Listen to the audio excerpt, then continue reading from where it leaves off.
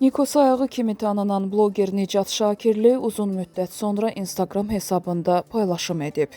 Bloger dəniz kənarında çəkilən videosunu yayımlayıb. O videoya qara ürək emojisi qoyub. Qeyd edək ki, 2023-cü ilin 15 avqust tarixində Nicat Şakirli idarə etdiyi Porsche markalı avtomobillə yük maşınına çırpılıb.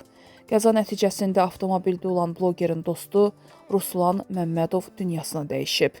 Nicat Şakirli isə ağır xəsarət alıb, onun sağ qolu dirsəkdən amputasiya olunub.